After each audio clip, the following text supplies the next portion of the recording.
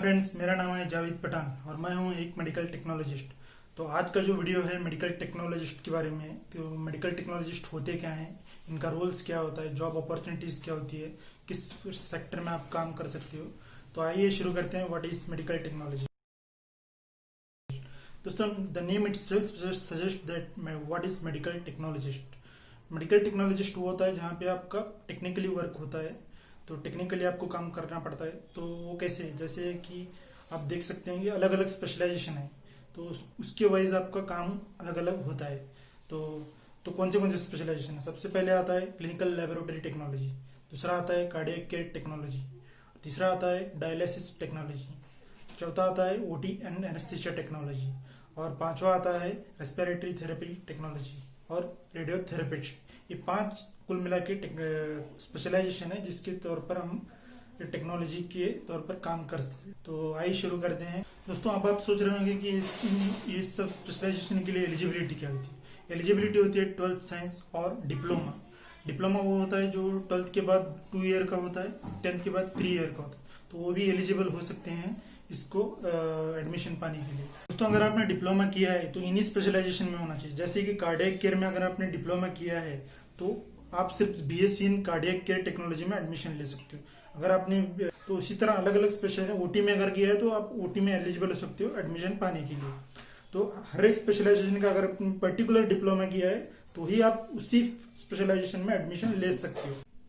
तो दोस्तों, आप जानते हैं हम लोग अलग अलग स्पेशलाइजेशन के बारे में कि स्पेशलाइजेशन कौन से हैं, उसमें काम क्या क्या होता है। तो सबसे पहले लेता हूँ क्लिनिकल लेबोरेटरी टेक्नोलॉजी।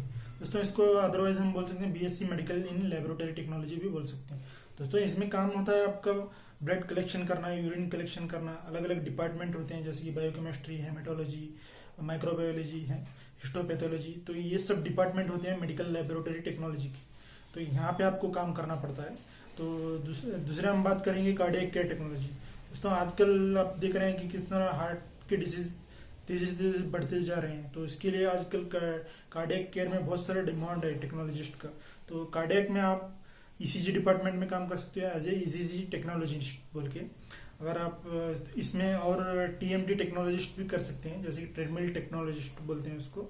और आप इसमें कैथलैब टेक्नोलॉजिस्ट बोल के भी काम कर सकते हैं। और इसमें आप as a echo cardio technologist भी काम कर सकते हैं। दोस्तों, डायलिसिस टेक्नोलॉजिस्ट वो होता है जहाँ पे आपको किडनीज की डिजीज के बारे में ट्रीट करना होता है। एज ए टेक्नोलॉजिस्ट आपका काम होता है। तो 2 तरह के होते हैं, रीनल डायलिसिस और पेरिटोनियल डायलिसिस। तो ये 2 डिपार्टमेंट होते हैं डायलिसिस में, इसमें आपको काम करना पड़ता है। तो और चौथा आता है ओटी एंड एनेस्थीसिया। दोस्तों, ये आपको सर्जन के असिस्टेंट बनना पड़ता है, असिस्ट करना होता है सर्जन को कि अलग अलग सर्जरीज होती हैं, जैसे कि ऑर्थोपेडिक सर्जरी होती है और गायनेक सर्जरी होती है और जैसे ट्रॉमा सर्जरी होती है। हर एक सर्जरी में आपको एज ए टेक्नोलॉजिस्ट बोल के असिस्ट करते हैं, रिक्रूट करते हैं। तो ये भी बहुत अच्छा एक आजकल बहुत स्कोप है, बहुत चल रहा है। और इसका आपका काम होता है वो ओटी में रुकना पड़ता है आपको। तो एनेस्थीसिया वो होता है जहाँ पे आपको एनेस्थीसिया देना पड़ता है उस प्लेसेस, जैसे जनरल एनेस्थीसिया हो सकता है, लोकल एनेस्थीसिया हो सकता है। तो आपका काम होता है एनेस्थीसिया देना। तो रेस्पिरेटरी थेरेपी टेक्नीशियन वो होता है जहाँ पे वो लंग्स के रिलेटेड को डिजीज को ट्रीट करते हैं, तो डायग्नोसिस करते हैं। जैसे कि आजकल देख रहे हैं कोविड-19 किस तरह से फैला है। तो उसमें बहुत ज़्यादा काम होता है रेस्पिरेटरी टेक्नोलॉजिस्ट का, क्योंकि वो लंग्स के रिलेटेड काम करते हैं, तो ट्रीट करते हैं, डायग्नोस करते हैं। तो पांचवा तो है रेडियोथेरेपिस्ट। दोस्तों, रेडियोथेरेपिस्ट वो होता है जहाँ पे हम कैंसर का इलाज करते हैं।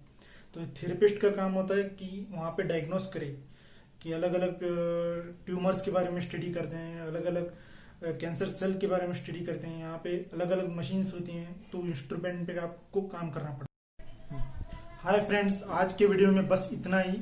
और आने वाली जानकारी के लिए आप मेरा चैनल सब्सक्राइब कीजिए और इस बेल आइकन को प्रेस कीजिए ताकि आने वाले अपडेट आपको मिले। And thank you very much for watching.